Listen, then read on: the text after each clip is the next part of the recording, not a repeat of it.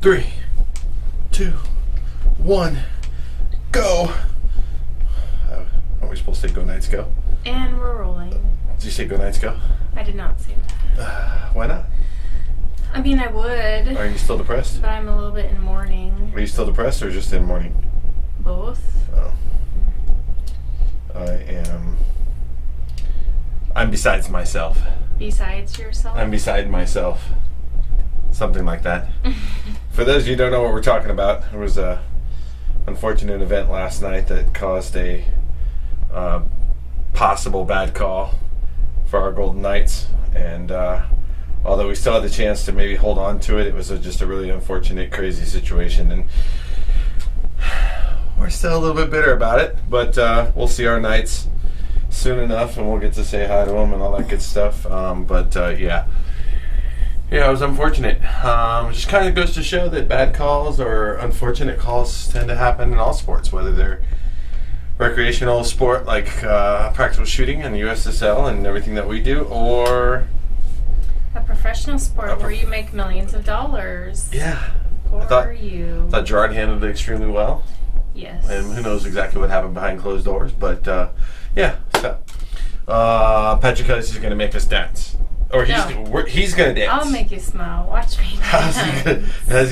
We got to link him in live with us so that he can dance for us. That'll be good.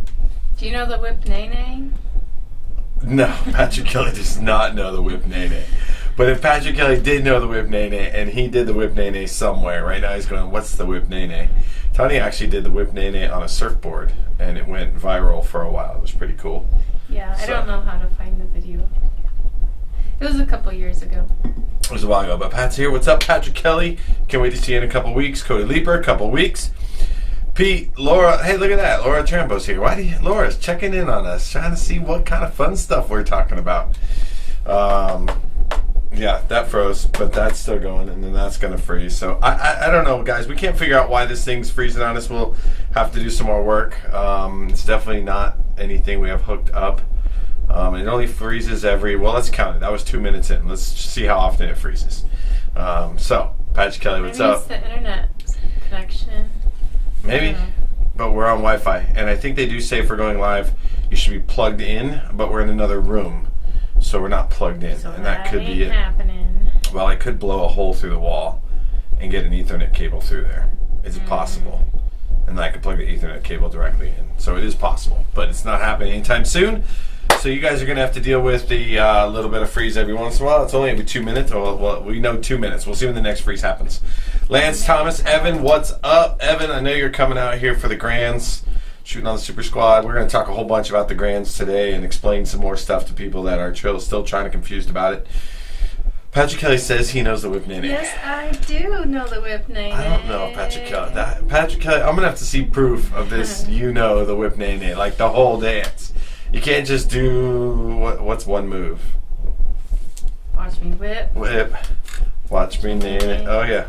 Watch me whip, watch me nay-nay. Can you do that, Pat? You got that one down? Oh, my God. It's funny. Couple weeks. Laura, hi, y'all. What's up? John, what's happening? Michael? Oh, man. May you have a match. We're coming for Surefire in October. Awesome, Thomas. Yeah, May's gonna be insane. It's gonna be something different, something that I've never done before and I've never seen before, and I'm really excited to see how it works out. Oh man, that was only 2 minutes, so it freezes on us every 2 minutes. Sorry guys. There's a big delay. I was just doing the whip nay-nay over here too. So yeah, I'm pretty excited about that match and how it's going to turn out. I know a lot of people are unsure about it and not quite sure what they want to do, if they want to do it, and so that's why we have the UML Championship match on side of that also. That's also 6 hour sponsored. So super excited for SIG. I don't know how much we've talked about it, but obviously 2019 6 hour USSL Grand Championships and UML Championship match. Why the two matches? What's the Grand Championship all about? How is this all going to work? What if I want to shoot both? These are all questions that have been brought up quite a bit, and so I want to spend the greater portion of the first part of this talking about that. Obviously, huge props to 6 Hour. They came on board last year, helped me out with my last nationals that I did.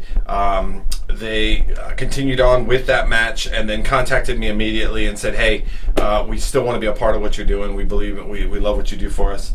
And so that was super, super awesome. I can't thank SIG enough. They're always just putting awesome stuff on the prize table for you guys. And just a ginormous company to be involved. It's pretty mind-blowing in a lot of matches nowadays where you may not get as many of the big sponsors. Everybody's staying on board to support what we're doing here, even though this is kind of almost a first-year match. I mean, it's not, because I was running that one assisted for up to 9 years and MD'd for 2 or 3 and built for 5 or 6, but this is a whole new thing. The UML Championship match is going to be something that you guys are very, very familiar with, but bigger. Being that we're under our rule book, we're able to do a little bit more with the stages.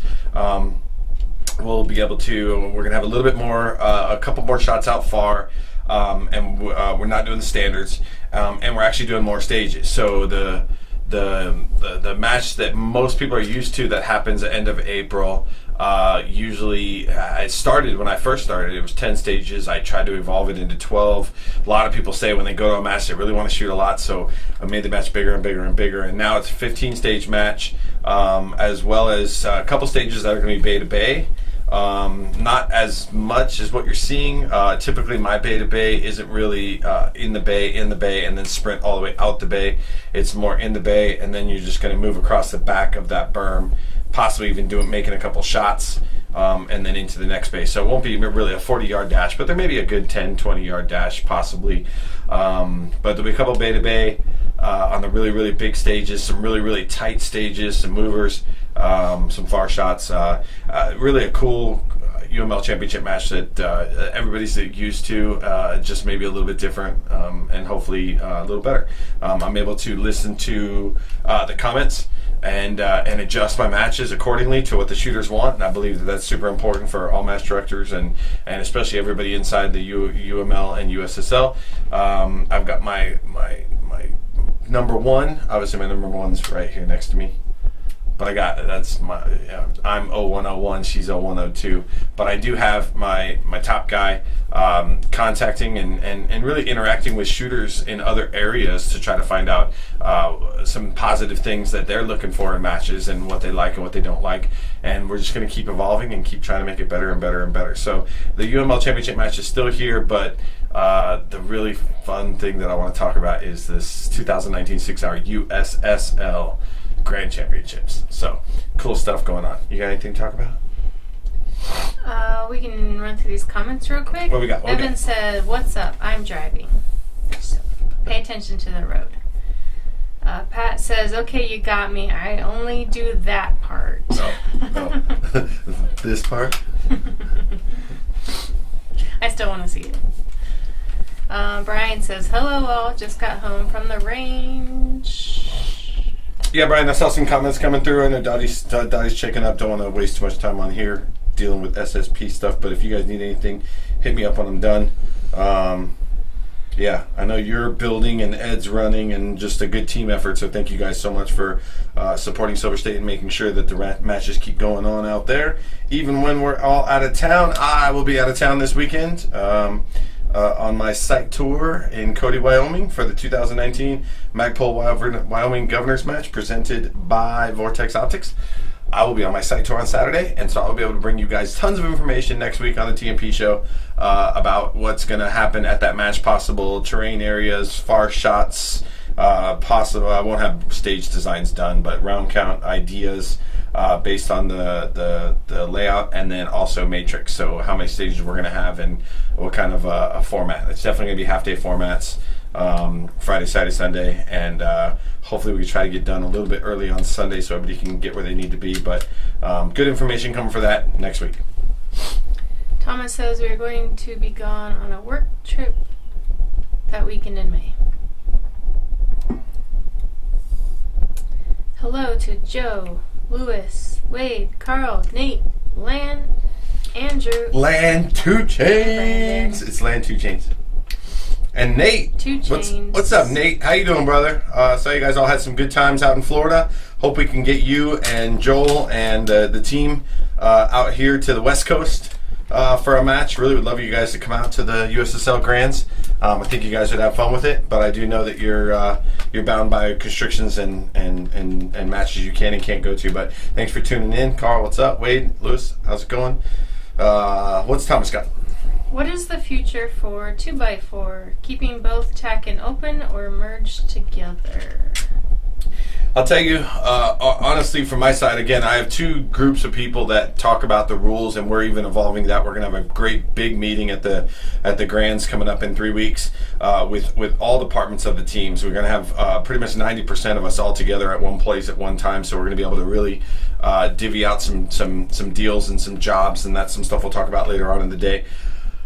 If I could tell you what I wish we had never launched open or tack. I wish we would have made 2x4 its own division. I've rolled out some stuff to the teams to discuss in the basic, for two reasons. One, the 2x4 division, and two, the all-ladies division. So there's stuff going on around the country where match directors are forcing all the ladies to shoot in one division, and there's some positive in that, and then there's some negative in that. A lot of the negative comes out of different ladies that may be shooting other divisions, maybe not wanting to shoot those divisions. You know, you guys, it's a recreational sport, right? You should get to shoot what you want to shoot, and that's kind of what 2x4 has become. It's a fun division, and right now, is the field still the thickest in tack optics? Yes. And is the field still possibly some of the fastest, best shooters coming out of tack optics in the open divisions? Yes. But there's still great shooters that are out there shooting 2x4 and setting the bar extremely high, and it's a fun division. So if you want to bring a PCC, if you want to have some fun, you know, I'm humbled. There's some people that keep talking to me about other people using the division. You know what, guys? It's not copywritten or anything. So the only problem is if they're using it incorrectly, and they don't get my input. If they don't want to be a part of what we're trying to do right now because they've been burnt too many times and they don't feel comfortable joining yet, you know, I'm not here to try to force them. But if they do want to use the division and they have a question about it, I'd be glad to answer it. And that's what it really comes down to. It really doesn't matter if they're 100% on board with what we're doing. It's still for the shooters, by the shooters.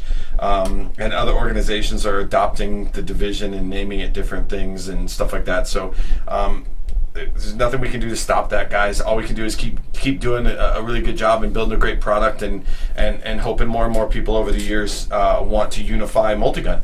And that's really what it comes down to. Is I've been a part of supporting a lot of organizations for for 9 years, and I just don't think that there was I don't believe there was a chance for those to truly unify the rule books and unify multi-gun. And there's always going to be outlaw. But anyways, I'm rambling. Let's talk about 2x4. I'm going to break this chair.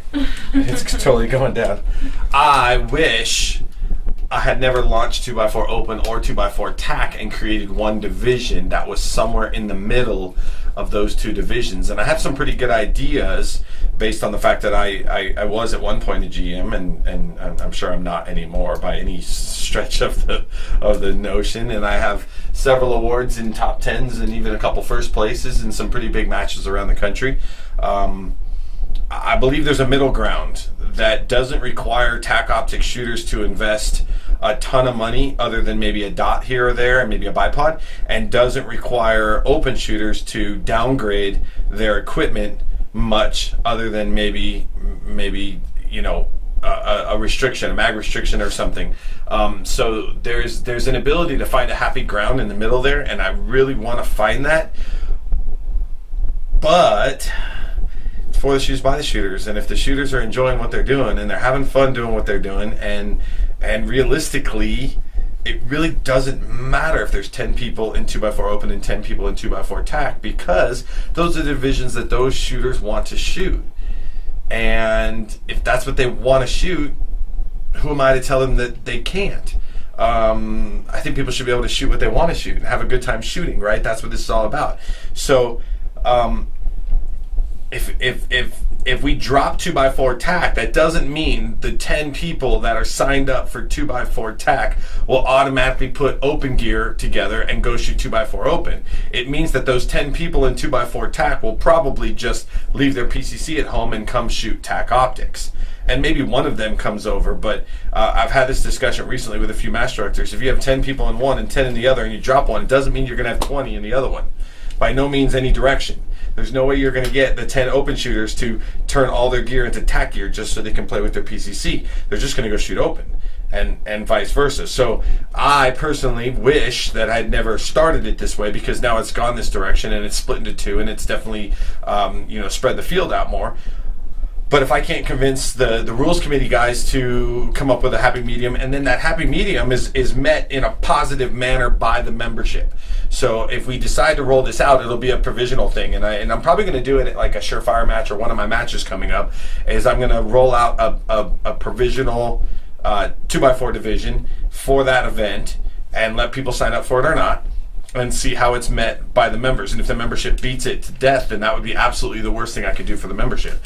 It would be more important that the rules committee guys come to me and they say, this isn't going to work. We're not making anybody happy in the process of doing it. We're just making a bunch of people that like shooting 2x4 in the gear that they have not really stoked about the division anymore. So it's a great question. There's definitely a lot of discussion within the organization about it, and it's an awesome question, and I hope that more people hit me up with it, because I also believe that there is a possibility and I can guarantee you that I'll be rolling out a provisional ladies division, which I believe it'll be somewhere in the middle, just like 2x4 tack open would become. And it's not because I want to force all the ladies to shoot against each other. I want to see who the best lady is.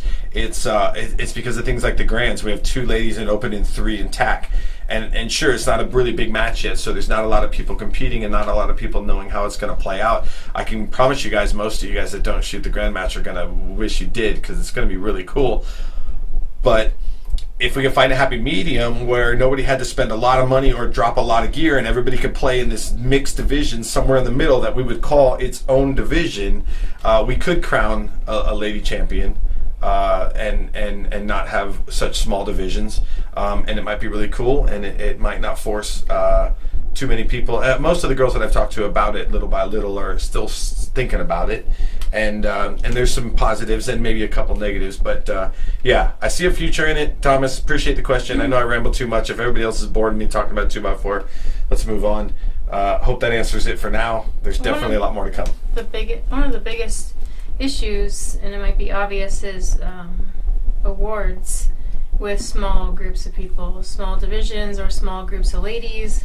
You get 2 people sign up in one division, so maybe you plan to give them something, and then by the time the match rolls around and you've had to pre-order awards weeks in advance, the match gets here, one of those people changes division, or one drops out, or one DQs, and now you have one person left in the division, and it's like...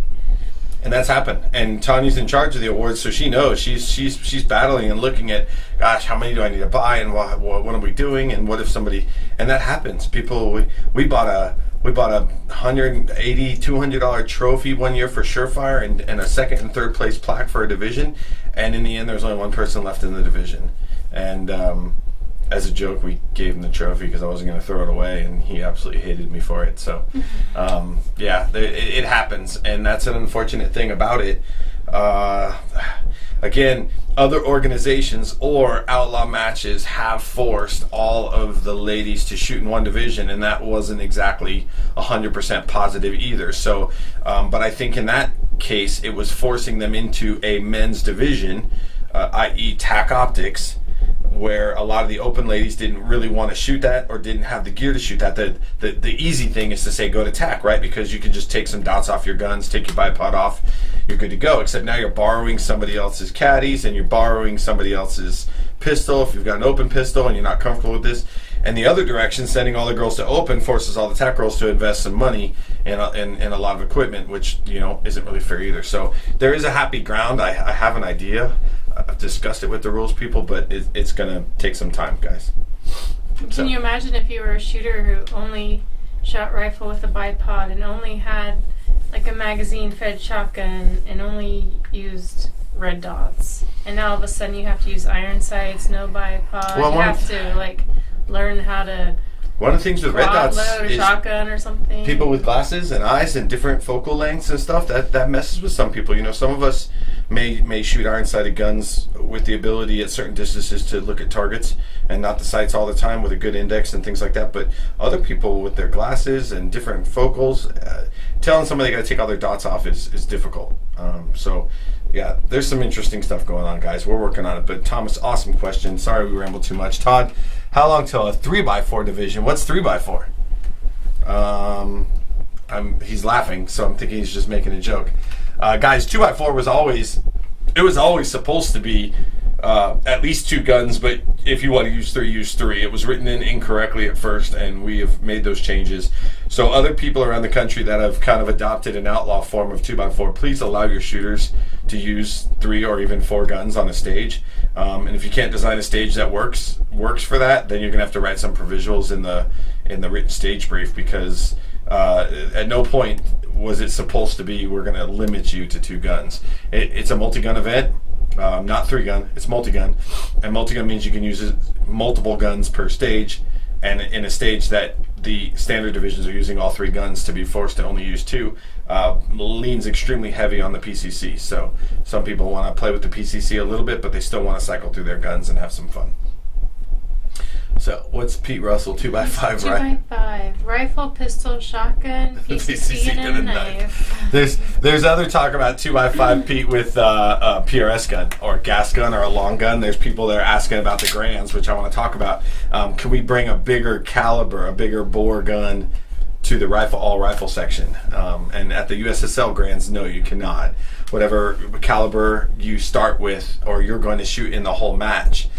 So I guess if you really want, you can shoot a bigger caliber in TAC optics, but you would have to shoot that through the whole match, which means if you tried to bring like 6.5 for the long stages, you'd be shooting a 24-inch heavy gun on burner paper all the time. 2 rounds of 6.5 Creedmoor. Blah, blah, blah. It'd be awesome to see. That'd be expensive. It'd be expensive though. Baller. What's up, Teddy? How you doing, brother? Jessica, how you doing? Alex, what's up? Todd says, when will you publish a loop of Nils hitting the deck on the jungle run at Kalash Brush with a very snarky selection to enhance the effect? I actually got to send him those videos. He keeps asking me for them, and I forgot to send him, so thanks for reminding me. I'm going to do a teaser for the Kalash Bass because there's so much video footage. I want to put together something pretty cool for it. And we'll be doing another AK match at the end of this year, a few weeks after Surefire here locally. So I want to get some information up for that to try to promote that. But I can put a teaser out. He has plans for that. I've already put the loop on, and I just need to get it out there. So thanks for reminding me, Todd. It's gonna be funny. Patricia, what's up? Thomas? I'm fine if it gets merged, he says. Nice. I like that. Josh, what's up? Carrie Palmer, Danny, how's it going? Josh here. God, someday I'm gonna be cool, and Josh will do a podcast with me. Someday.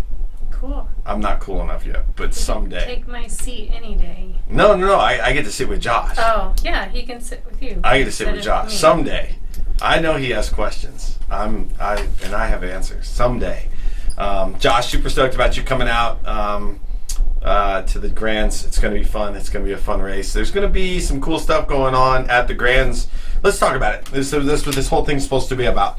2019 6-hour USSL Grand Championship, and what is it all about, and what are we doing, and why the heck are we doing it? Well, you guys have known that the original rule book for UML was initially started with me, Mike Voigt, Barry Duke, when we wrote the rules for the Surefire World Multigun. That match is in its 6th year, and that book evolved into something that people wanted to start using, and it became another outlaw book. And once we decided to make the United Multi-Gun League, a couple of really, really special people in my life said, hey, I think you should do more, and that's where we created the United Shooting Sports Leagues. And so we have a rifle league, a steel league, a pistol league, and our multi-gun league. And the 2019 6-hour USSL Grand Championships is going to encompass all 5 stages from all 4 leagues. So if you're new and you haven't really heard too much about the 6-hour match and what we're going to be doing here, there's going to be 5 stages all pistol, 5 stages all shotgun, which is going to fall under the United Steel League, 5 stages all rifle, and then 5 stages probably all 3 guns.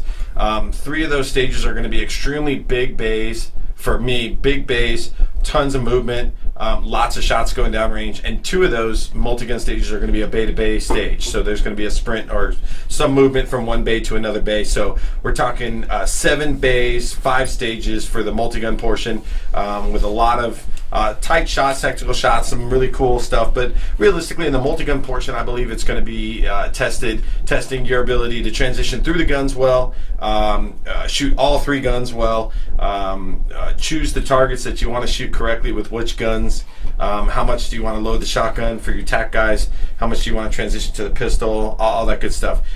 So the multi-gun is going to be a lot of the same flavor that you guys seen from me, because I just really believe that multi-gun should test all shooters, including the brand new shooter. The first time shooter that steps up to the range should not time out on every single stage. They should be able to get through the match, and then the best shooters are just going to do it better. I found over the years that by trying to really test the best shooters in multi-gun, I end up crippling a lot of the newer shooters, and making them feel like it's just too difficult. So I think for those 5 multi-gun stages, you guys know what you're going to get, except just expect a few more rounds downrange, bigger stages, lots of movement, and bay-to-bay traffic for 2 of those. So expect that. Let's talk about the other styles. So in the pistol portion, you're going to be shooting 5 pistol stages, and those pistol stages are going to have shots where you will be shooting small knockdowns with your pistol, so it's going to require solid trigger control there, as well as some FAR 20, 25, and here this is the post you want to spread the news to your friends that are shooting the grands for your practice sessions. Partials, penalty targets on top of cardboard at 20, 25 yards, partial paper. So it's going to test your pistol skills at far distances around penalties. It's going to test your pistol skills on small knockdowns, as well as series of moving targets, possibly multiples at once, where you're going to be able to try to figure out your timing between your splits and your tempo and your transitions and everything that you would need to do to accomplish some high-level pistol skills. So that's what the pistol portion is going to be all about. There may be some lower ports, probably not high ports, because that really overemphasizes how tall you are, and the juniors have trouble with it. But there may be some mid-level stuff. But in most cases, it's going to be on your feet, cruising through a stage, dealing with movers, or freezing more often. It's terrible. It's very flattering to have the screen freeze. Dealing with shooting movers, shooting small targets, and shooting far partials. So plan for that stuff, guys. You might even see some steel at farther distances than you're used to. So not just up in your face at 10, 12 yards, but maybe out there at that 20, 25 yard range. So plan for that stuff, guys, for the pistol portion of the Grand Championship match. That's what you're going to need to understand for the pistol part. Let's talk about the other 2. As long as we don't have comments coming, and we got the race right there. There's part of the race. Look at that, Josh and Scott Green right there joined. So stoked about the race, and the cool stuff to talk about, without getting too far off tangent, will be that there's only a certain number of people shooting this match, and on Thursday they all shoot the shotgun portion, which means Thursday evening we will know who has the most points in that portion of the USSL Grand Match, which means I can easily, and you guys better be prepared for this, interview you short, quick, not big old long sit downs where I put a bunch of cameras on you and mics. We're talking up in your face, something that's going to probably be posted on social media, Instagram or Facebook, a quick interview, and with actual data. So the pressure can be put on shooters, between shooters. You can try to avoid watching Facebook or looking at scores, because I kind of recommend that sometimes. But the fun part here is the shooting community, they're going to be able to know as soon as the 5 shotgun stages are done, who has the lead in the all shotgun portion, who has the lead in USL moving into Friday. And then moving into Friday, where I'm pretty sure you guys shoot your pistol portions, so we'll know who has the lead in the pistol portion. And then moving into Saturday, where you shoot your rifle portion Saturday morning, so we'll know who has the lead after each of the individual gun divisions. Going into Sunday, we'll know exactly what the point spread is for the competitors at the top in heading into those 5 multi-gun stages. So for me, that opens up the opportunity to advertise, highlight, market this match, this event, to really allow spectators or shooters that are interested in how things play out to actually watch and see how it plays out. And understand. Yeah, and understand. Instead of like, I have no idea who's going to win, we can look at projected results, we can try to do some math and figure out. No, when we're done, we're going to be able to say, okay, we shot 5 stages, all shotgun. The shotgun stages were approximately high 20s to low 30 round stages. So you TAC guys, be prepared to load. There's going to be some loading. For the shotgun portion, super important that you guys understand, in the shotgun portion, you're going to want to know what your patterns do. So many people have said, in most cases you go to a multi-gun match, you can bring in some extra chokes and you might be able to tweak them a little bit, but in most cases, without penalty targets around the shotgun knockdowns and things like that, you really won't need to change much from an IC or a diffuser or something like that. So what we're going to do is we're going to have penalty targets around some of your targets, and some of them will be in positions where you'll be able to move to avoid some of the penalty targets, and others will be in very limited views. So go into a port and maybe there's a target, and maybe flanking right off to the side, right behind, there's a penalty target. So you might want to know what your chokes do at different distances with the shot that you're going to use, because if the penalty target falls off, it scores. So there'll be steel. I'm going to tell you right now, there's 6-inch by 6-inch square penalty targets, and they're sitting upright on a much larger stand. So we're definitely not putting you on a tiny little stand where if you just barely nick it, it's going to start spinning and maybe fall. You probably have to put a couple pellets on it to get it to go down, but they will be there. So know your patterns, know what your shotgun does, know what your slugs do out to some distance. We're not talking 12-inch circles at 100 yards. But we are talking some pretty big targets and much further than what I usually do. A lot of times you guys see me putting 18-inch hexes at 60 yards and 18 by 24 or steel challenge gongs at 60 yards. Plan to see your 18 by 24s out there a little bit further, 75, 80 yards. So you might want to know what your slugs do out those distances with the choke that are in your gun. Plan ahead. I plan to release some more information and video over the next couple weeks leading up to the match, so everybody has a chance to train and practice the exact things that we're going to give you guys at this event. So for the shotgun portion, again, plan high 20s, possibly low 30s. Plan some slugs at distance. Plan to know your pattern.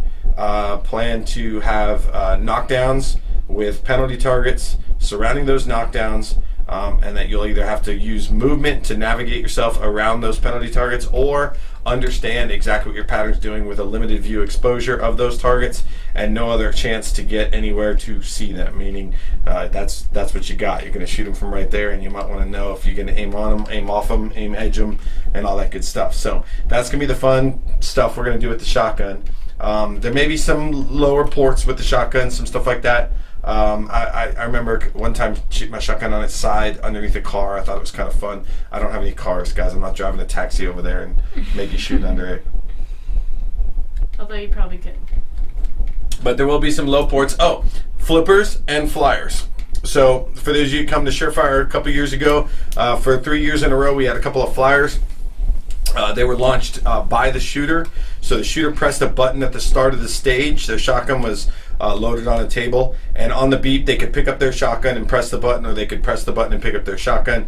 It was perfectly consistent. It's very expensive shotgun throwers from our Sporting Clays range. It was completely consistent, and it launched 2 birds with a delay, and I want to say it was like a 3-second delay. Launched 2 birds with a delay, and so you might want to know they're not going to be zoomers left and right. We're talking about a couple birds heading kind of out, maybe just slightly at a slight angle, and then you probably will have a bird and then some other things to shoot and then another bird. And so the question would be, how many rounds do you want to send down range in between those birds? Do you want to just wait for the bird? Things like that. So be prepared for a couple of flyers, a couple of flippers, a couple of far slugs, a couple of penalty targets that could fall to score, and all in all, 5 stages of high 20 to low 30 round shotgun, an all shotgun day for the shotgun shooters to come and shine and get in the lead and start it off and get ready to have some fun for the rest of the weekend. So there's some good solid data for the shotgun portion of the match. We already talked about the pistol. Let's talk a little bit about the rifle. While we have people paying attention. There's no comments. This is good. Let's talk about the rifle. So the rifle portion, there's going to be two different types of targets up on the hillsides. We are pushing past 400, and for the UML portion of the match, we're going to stick to the standard UML protocol, where I kind of, in the match director guidebook, I kind of have it written down and try to talk to match directors about keeping it about 4 MOA or up, trying to avoid 3 MOA, 2 MOA targets in a multi-gun match, especially from tough positions. I find that, again, we go back to that, a lot of shooters just can't make those shots, or their equipment may not even be able to make some of those shots. Wind becomes a major factor, so if you have 3 MOA targets at 400 or 500 yards, and you happen to shoot on the day where it's not windy, and then your opponents shoot on the day where it's 20-mile-an-hour wind, which nobody can protect or get away from, and it usually happens at most matches, that really sets up those stages to be heavily weighted towards certain individuals. So for the UML Championship match, you guys are going to have your standard big giant flashers, some 10-inch flashers out to 300, 18-inch flashers, BCC flashers out a little bit further. But for the grand portion, obviously we're testing rifle. We're not testing multi-gun, so we expect you to have better rifle stills. In the United Rifle League, we go down into 3 MOA, and we go down into some further targets and smaller targets. So expect some 10 and 12-inch targets past 300. Expect some 12-inch squares out there in that 400-yard range possibly. So some pretty far targets. Probably going to use T-post targets with some lights on them and some spotting scopes to make sure that we can get good solid hit calls. The rifle portion is only going to take place over the course of one morning, Friday morning. And so it'll be really easy to get enough staff over there to get on those spotting scopes and make sure that we get good calls. You'll also be tested a little bit more with the rifle in the grand match with positional work. So a lot of times in the multi-gun matches, I tend to have positions there, but I also have ways for people to go prone. I used to always force positions for my first few years, especially with the multi-gun nationals, and it was met by so many headbutts from a lot of the open shooters that basically said, hey man, we have bipods for a reason. Like, we like shooting prone, we like using our bipods. And so I gave positions for shooters that wanted to use them and maybe go a little faster. Are we going to freeze every 10 seconds? Can you guys hear me, or are we just frozen? It's driving me crazy. Is it driving you crazy, or can you guys hear me? At least we know it's not the sound. Give me a thumbs up, or somebody type on the screen if the sound is not freezing. If the sound is not freezing, but just the picture is freezing, and then it's either that camera. We can switch cameras. I got some thumbs up. Okay. So I guess they all right, can I'm going to hear keep us. talking. Maybe we can switch cameras and try something else different. Back to the rifle portion. Some positional work. So some ramps. I'm building a brand new ramp right now. I'm building a couple tank traps. I got some 4x6s on the range a year ago, and I've been wanting to build tank traps with them. So I've actually bought the parts today to do that. So have a couple tank traps, have a low angle ramp, have a super high angle ramp, have some barricades, some Viking barricades. Also, you want to know what your rifle does on its sides, and not on its side to paper. I recommend you know what your rifle does on its sides to distance. I can't tell you exactly how far yet because I don't know, but I can tell you right now the plan is about 150 yards. And I've done it before a long, long time ago. I just want to play with the position a little bit and make sure it's super tweaked and super tight. But know what your rifle does on its sides. Thank you everyone for the feedback. Thanks guys. So when you turn it onto one side and it's now sideways, so there's junkyard and there's broke pack. There's a couple different terms that people use. I've planned to do this since the inception of this match. So, but we're not talking partial paper. We're talking plan to know what your rifle does on its side out to distance. I can guarantee you it's at least 100 yards and maybe further. Also know what your rifle is doing out at those distances a little bit better, because there's going to be some far paper. Far paper as of now, close to 200-yard paper and partial paper at that. So there's going to be partial paper at distance We have a way that it can be reset. We have a way that it can be verified. We have a way that you won't have to wonder what it is as far as the score and stuff like that. It'll be completely fair, and everybody will have a chance to inspect their own target. And so we have a way to make this thing work, and we've already been laying out how we're going to do it and why we're going to do it. But you're going to have to shoot some partial paper at distance, not 20 yards. We're talking 200 yards. You're going to shoot some partial paper at distance, and there's penalty targets there. So with partials and penalty targets, you're going to want to know what your bullets are doing at those distances, get a good solid position, and break good solid triggers. I think we've lost some really precise trigger control at some of those distances because we tend to just see a steel target and maybe not respect it too much and just shoot, get a hit, and go. So we're going to test your rifle skills. So in the rifle portion, you're going to need to shoot the gun on its side. You're going to need to shoot the gun on its side at distance. You're going to need to know some positional work. I can tell you right now, it's a low angle ramp and a high angle ramp. High angle ramp, really high angle ramp, low angle ramp. Some tank traps. You might have to use Viking barricades, and then some ports and positions that could be extremely low and varied heights that would force you to shoot your gun on its side or on its other side, and possibly to some legit distance. So let the questions start rolling. I really want to talk about it. That's why at the top of the screen, and I'm going to hit on this other stuff a little bit, but the 2019 6-hour USSL Grand Championships, 5 stages all shotgun, then 5 stages all pistol, then 5 stages all rifle. Each of those individual disciplines will be tested heavily, and then you're going to culminate with 5 stages, all 3 guns, TAC optics, open, super squads, tightest race ever. Coolest thing I've ever put together. I'm super stoked about it. Can't wait to see you guys come shoot it. If you're still interested, if you can come shoot it. The grand match is pretty much full for what we're trying to do this year, but I'm sure we can squeeze in a couple bodies here and there. If not, the multi-gun championship match is going on at the same time. It's going to be 15 stages of awesome multi-gun with long range, with hard stuff, but not quite as hard as you're going to see in the grand match. And then a championship award trophy. What do you want to call it? Can't really say it. I know we've hinted on it, but the possibility of a championship, something we've never done before. Something we've never done before. Let's just put it that way. So, let the questions start rolling, and then when we get caught up, I'll talk about these other things real quick. It's hot. I know. Hot. Christopher Sheen says not it on taping those 200-yard paper. Don't worry, Chris. There won't be any taping of it. That way it can be confirmed. We're actually going to have like almost a pit situation, just like we used to do in the military. So that's the plan. What else? Pete, question about heavy. Is there one shot on papers with pistol and rifle like 3GN? Greg, not at this time. At this time, heavy, we're dealing with obviously multiple different heavy rules to try to figure out where it's going to come together and where more shooters are going to enjoy it. It still never really gets too many people. I know Superstition did a great job this year getting a bunch of people in heavy, but as of right now, to simplify scoring across the board, it's consistent. So yeah, when you're shooting heavy, you got to shoot expensive. It's 2. You can shoot 1, but you got to put it in the middle. And I know I've got a guy that shoots heavy with me sometimes, and that's what he does.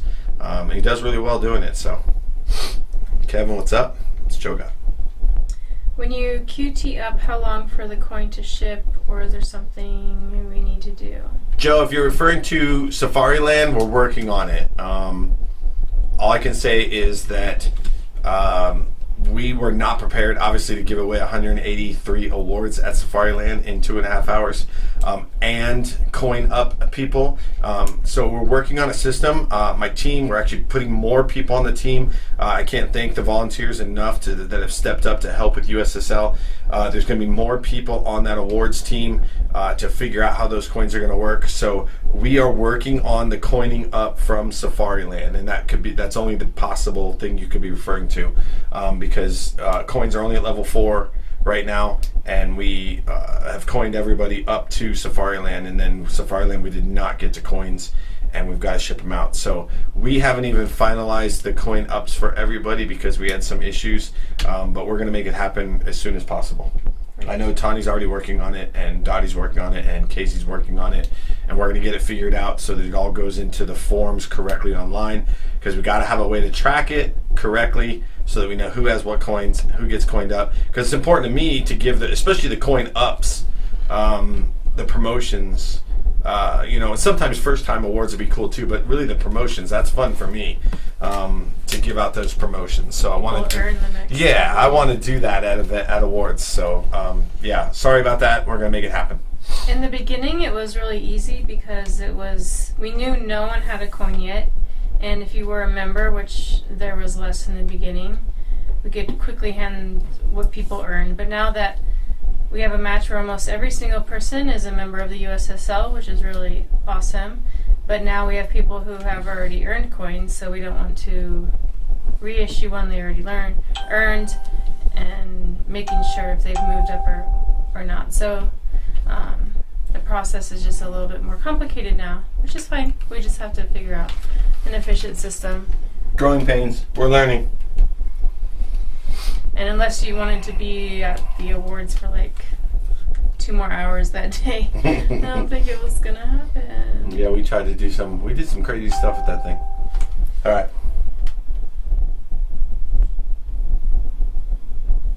Great. About heavy. Okay, cool. Thanks. We have a handful of heavies up here with Teddy and Scony. Greg, if you're shooting heavy at a level 1 match, so your local club match, and you have a handful of heavies, you just go to your match director, and your match director has the ability to write provisionals in the written stage brief. So there's ways we've discussed with like slugs on paper. It can be 1 hit or 2. And it's in there to be able to do that. And so if we can do that with slugs on paper, you could also do that with heavy. So, I'll talk to Ted about it also, but that's not changing the rules. That's doing what your shooters want for the shooter by the shooter. And at level 1, I had no problem with it at all. In fact, any match director that has contacted me over the last year and said, at my local club, this is what we do. We really want to be a part of what you're doing, but this needs to be able to happen. It goes back to, is it unsafe? And if it's not, then we answer yes. Pretty much, I could pretty honestly say 100% of the time, if it wasn't unsafe, the answer is yes. When people start giving me things that are, well, you can't do this because of history. This is how it's always been. History, we're not following history, guys. We're writing history. We are creating a shooting sport that is going to be fair and fun for everybody and safe. And that's not afraid to evolve. And it's not afraid to evolve. We're not going with, well, history says this is what we've always done. History needs to evolve so that we can create the greatest shooting sport we possibly can and keep listening to our members and our match directors and for the shooters, by the shooters. It's not my shooting. It's not my USSL. It's you guys' USSL. The fact that I've shot to a very, very high level and ran over 1,000 matches in the last 10 years means I have some experience, but it doesn't mean that I know everything, and I definitely need the support of match directors. So if Ted were to come to me and say, hey man, we want to do this, blah, blah, blah, that's where the 3 different heavies came from. We put a heavy in there that we had been running, and everybody else wanted a different heavy, and so we started evolving the heavy division. Now, we're not going to do that with TAC Optics and Limited. People want us to limit magazines and limited. Sorry, guys, I'm not really a big fan of that because I don't live in the People's Republic of California where we have to limit magazine lengths. That's just ridiculous. And I get it in a shotgun standpoint of why it's 8+1, because it's not an equipment race, and we don't want people to have to go buy bigger tubes for their factory shotguns. But too much information. Bottom line is, Greg, if you got a handful of guys shooting heavy, and you guys all show up shooting 45s and 308s, and you want to shoot single stacks, and you want to shoot singles, and you guys put a provisional in the written stage brief that for the heavy shooters, it's 1 hit anywhere counts. Not unsafe. I'm good with it. Especially, sorry, if it's your local match and you have these guys shooting heavy on a consistent basis, and they get together and can agree on something. Yeah, that's what it comes down to. Get your group together and agree on something together, and then make it fun for your group. That would be awesome. As long as they know to expect maybe something different if they were to travel outside of that, right? Yeah, you it's don't not want like a guy to show up to a major and didn't know he had to shoot 2 on paper, and then he gets like FT ends on every paper. Yeah, make sure you know. Well, you got to know when you go to a major match what you're getting into, but not unsafe. Like I had a place that had some really, really short berms, and there was definitely farmland and people on the other sides of those berms, and they wanted to shoot full autos, and I was kind of like, shooting slugs at poppers at minimum distance, but shooting singles on paper, all good. Thomas says, thoughts about limiting shotgun tube length for TAC and limited classes in the future. Texas 3-gun did it this year for limited. Superstition Mountain does it for their stealth division. That's funny. I was just talking about that. I don't know what the stealth division is. I'm sorry. I haven't shot Superstition in 5 or 6 years. I know Tara went out there and won stealth or something like that. So I'm not 100% on stealth division, nor I think we already have a lot of divisions. I don't know how much we're going to evolve that. I don't know. I don't know. So many people have longer tubes on their shotguns. Really, asking me is the wrong person, Thomas. Honestly, if you want something to change, or you believe in something strong, email Pete at USSLeaks.com. I will send it over to the rules committees, and the two of them will get together. The two groups will talk about it, and then we plan to do. I plan to doing it at the Wyoming match, and I plan to do it at the Surefire match this year, or sorry, the Bushnell match this year, where I'm traveled to. So I'm in Wyoming or I'm in Texas, where I want to do a members meeting, and I want to grab, my vice president, Tawny, me, and my range masters, and if we have a way to, on an off format time, open up an open forum for members to come in and really talk and chat about the things that they believe need to change or they're passionate about. I want to start that up so that we can get some more information from people around locally here. So many people that come to these matches, just they come because they like what we're doing. So, but I want to go to some other areas and see what people are interested in and see what we can do to evolve and keep getting better. So that'd be something to hit up with them. Personally, I personally have shotgun tubes from 9 to 14. So like back in the day where you had to start with like 8+1 and that's all you could ever. Yeah, and so you didn't have max that. Out. Yep, and there was that beep, and you had to shoot before you could load. Now you can get a beep and start loading, but I think it comes down to match design too. If you just put 15 targets out there, then everybody and there's no movement.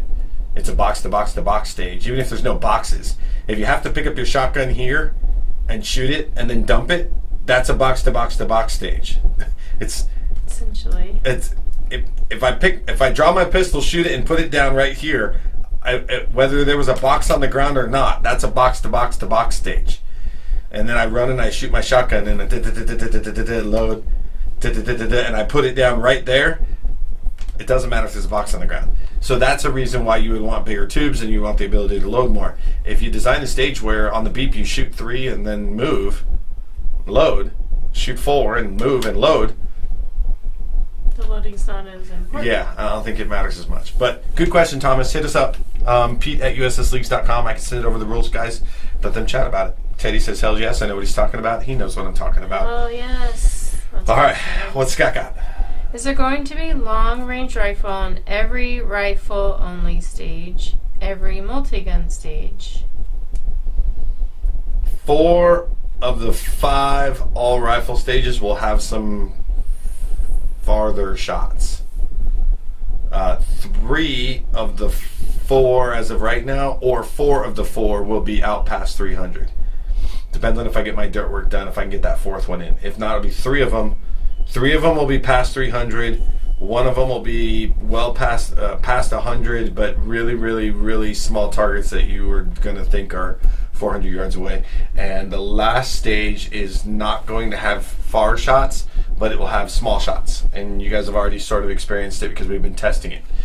So we're talking 50-yard, 4-inch plates, and from multiple positions. So not far, not dealing with wind and ballistics per se, but accuracy based down into that smaller size target where the positions might become effective and might not. And I'm not tiptoeing. I just don't know 100% yet, Scott. But I can tell you right now, the plan is four of the 5 to go pretty darn far. And I've got some higher angle stuff too possible, because we've cleared out the mountain, and so now all the way up at the top of the mountain I can put in some T-posts, and I can get some targets up there that are going to have a little bit of an angle to them. Not high angle, but there's definitely a little bit of an angle to them, and they're out there further. 350, 4 and 4 something. 430, 440, I want to say, from stage 3. It's actually stage 11, 12, 13. So. Okay, so how much long range in the multi-gun stages? The multi-gun stages for the multi-gun match are the same as the Grands match, but they will have other guns involved on those stages. So let's say a stage is a bunch of knockdowns and a bunch of paper and some far shots. That stage will be a pistol to rifle stage or a shotgun to rifle stage for the shooters in the multi-gun match. And for you guys, the knockdowns won't be in effect. So you'll have paper and rifle. So again, what if the you're knockdowns just will be shooting gone. the grand match and the 5 multi-gun stages you're going to shoot? Do those have long range? Oh, you're talking about the 5 multi-guns on the Grands, not the mixed stages. The 5 multi-guns on the Grands are going to be in my normal bays 7 through 13. So 7, 8, 9 by themselves, and then 10 and 11 is one stage, and 12 and 13 is another stage. And we still are not allowed to shoot over those berms. So for those portions, you're talking that standard 50-yard stuff. I can actually, my plan is to bring the stages back. So we're talking maybe 80 yards. But I had my guy build me a whole bunch more of the 4-inch squares, and I've got some 6-inch squares, and I've got the 5-inch hexes. So instead of plate racks at 50 yards, 60 yards, 5-inch hexes at 60 yards, maybe 80 yards. Probably 70 yards. There you go, Scott. Okay, Goldilocks. Teddy has us covered. We have been talking about the WSBs. I only have 4 more minutes to talk about the other stuff. Brian says, leave limited alone. All right, so real quick, QT's info, guys. Still, if you want to ask more questions about the Grands, please feel free to. QT info, it's out there, guys, and I'm getting a lot of emails about people not being updated for some of the matches they've shot in 2019. We're getting caught up. So, pretty much upon completion of 2018, we did everything we could, even without some match director reports turned in, to dig into practice score, pull scores from any member that had a member number listed in a match that was run under our template in 2018. If you're missing scores, please hit us up. We will do everything we can to get them updated, and we have a team of people that are working really, really hard on making that happen. So in 2018, we personally were trying to figure out the program. We didn't charge for QTs. Very small amounts of us did what we needed to do to create Excel spreadsheets for every single shooter. We pulled all the scores out of practice score. We went into practice score and dug up scores from matches that were using our template, whether they were an affiliated club or not. We got all kinds of data to try to figure out what was going on. And we took all that data, and then thanks to the help of Teddy Miller and Casey Ryan and Dottie Baker, we were able to get a lot of those scores, or almost all those scores, punched into your databases on the website. If you're having trouble with your database, we can try to fix that too. But as far as your QT goes, if you there's a lot of clubs that haven't started shooting yet, or they're just now starting to shoot because of the winter season. But if you started shooting in January or February and you're not seeing your scores, we'll get to them. I promise you we'll get to them. Growing Pains, guys, we're doing everything we can. We don't have a 20-person team. We have volunteers helping us out, and we can't thank you guys enough for your patience and your support of the USSL and our volunteers in all the work that they're trying to do to get caught up. It will happen. And we have some deadlines right now that we're working on, and there's a June 1st deadline to possibly get the toggle switched on for QTs paid, and how that's all going to work, and a brand new form out to the match directors over the next few weeks to let them know the new reports to send to us so that we can get the proper data for QTs and for rank. Now we talk about rank. If you don't have your rank on your website, nobody does. It's not there yet. Okay, we're working through some more growing pains. The people that were the situation with rank is it got behind, period, and we're going to catch it up. And it's pretty easy to catch up. We have match director reports. We have match directors that know that they didn't send in a report and can send in a report. And we have major match reports that we're working on, and the rank is going into your individual forms, but it has not been uploaded to the website yet. And so you'll see your rank getting uploaded to the website soon, but it's not there yet. I promise you, we're working on it. If you do not have rank, or if your buddy says, hey, I didn't see any of my rank points, you can email me and I'll be glad to write you back. But I'm going to tell you exactly this. We're working on a new group of people, a couple of people that are going to step up and take over the rank. They're going to be working directly with the match directors as the match directors send in their match report. They're going to take that information, formulate it into a correct format that will be then uploadable to the website, and we'll start uploading the rank points into the website and start involving that portion of your plugin. So it's happening. Please be patient. Appreciate it. MIPP program. The MIPP hat, or not the MIPP hat, the commemorative hat from 2019 from January. We saw the first one yesterday. It's super awesome. They're almost done, and we'll get them sent out. As far as the MIPP program goes, we have all our sponsors on. We've stopped asking more sponsors. We're not trying to evolve the program any bigger this year. We've amazing sponsors on board with the MIPP program. So far, obviously, Bushnell, title sponsor of the MIPP program, 50% off an optic of your choice. Safariland, title sponsor of the UPL, 40% off up to $1,000 discount card. Titan Ballistics, 40% off, title sponsor of UML, 40% off product of your choice from their website. So working on how that code's going to work with them. Surefire coming in at 30% off product from their website. Liberty Lubricant, a full-time, all ongoing code happening with them. Advanced Tactical, which is the ammunition that is produced by Rock Island Army Arms Corps Ammunition. They're coming in with a code. Again, their website isn't prepared to take our code yet, so they're giving us some other options where we'll be able to verify a MIPP member, and then you'll be able to go into their website and go from your basic member of their website into a MIPP member for the USSL, and you'll get your discount code then. A handful of other sound gear ears, that's going to be probably direct. So if you happen to be where Chris Bain can measure your ears or do your ears, if you come to one of our majors, he's going to just ask that we verify your MIPP member number, and you're good to go there. There's another handful of sponsors that I'm forgetting right now, because I'm just frazzled with the MIPP program and how blessed we are to have all these sponsors on board to help you guys out. But we're talking about thousands of dollars in discount codes for you being a member of the USSL and supporting us. And I know that we've been talking about this since SHOT Show, and that it's going and going and going, but it's going to get faster as we know how the program's going to work year after year after year. Some companies are giving us a card and it's done. So we have the Sequence Precision. We've got a scratch card from Sequence Precision, and it's not something you're going to scratch off and hope you get a good code. Everyone gets the same code. So Sequence Precision, huge sponsor also. All these people that are on board, we have their cards. We're getting ready to mail them out to you. And there's also going to have to be some information in there that tells you guys how to get your discounts from some of these other companies, because they either don't have the card or their website does not take codes. So there's so many different things going on with so many different companies that it's taken us some time to really put it all together. But we promise you it's happening. We're so stoked about it. Tani is doing all the work on the MIPP jersey, and it looks awesome. I cannot wait to unveil it to you guys. The MIPP jersey will be available for purchase on the website. And why would you purchase a MIPP jersey? Because you're going to support the MIPP sponsors that are supporting the USSL. The jersey will have USSL logos on it. It'll have logos for all these MIPP sponsors.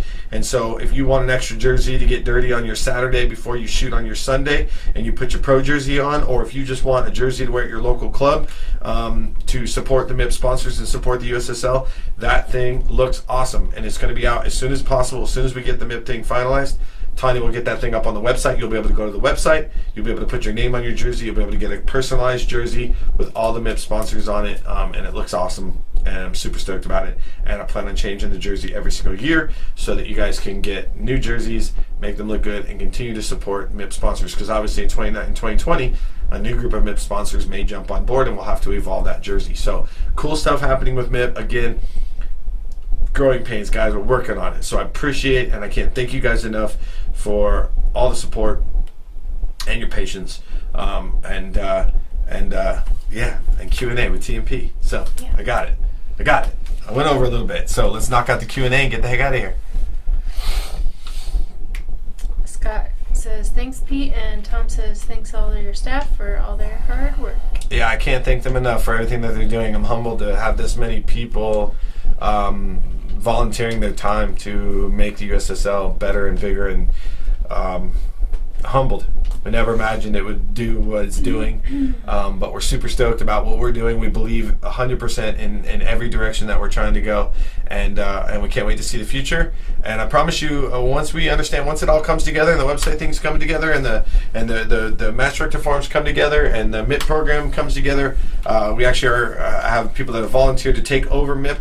And next year at SHOT Show, they'll be able to, instead of me trying to do everything, they'll be able to help me out, back me up, and get these things done faster for you guys. Our goal for MIPP will be, sign contracts at SHOT Show, get the jerseys rolling, get the cards in the mail, and by March 1st, the program's rolled out for everybody year after year after year after year. It's definitely going to take some time. It's just not going to happen overnight. So thank you guys. So what else? That's it. What's up, Rob? How's it going? Jeremy, how's it going? All right, we did it. Thanks again for tuning in, Carrie. See you soon. Thanks again for tuning in to the Wednesday Night TMP show. Sorry we missed you last week. I will be out of town this weekend, but should be back next week to talk to you about some cool stuff that's happening soon. And Tani, sorry about your nights. Was it unfortunate? It was very unfortunate. So, haven't Jeff been here in a while? Haven't been here in a while. Anything good coming to the Midwest this year? If you go to the front of the page, I know Teddy's going to get the state match. We're launching a Washington State Championship match. We got 4 or 5 district matches happening. Obviously, the Wyoming Magpul, Wyoming Governor's match presented by Vortex Optics. That is a territory level match. So that's level 4.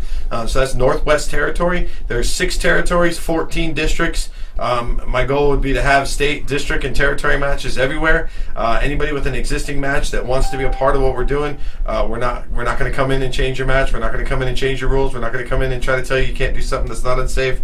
We're here to support and grow, and so if you want to be a part, we'd be glad to listen and hear. As far as Midwest, just get on there. I know there's some stuff going on. I know we got Wisconsin, Michigan.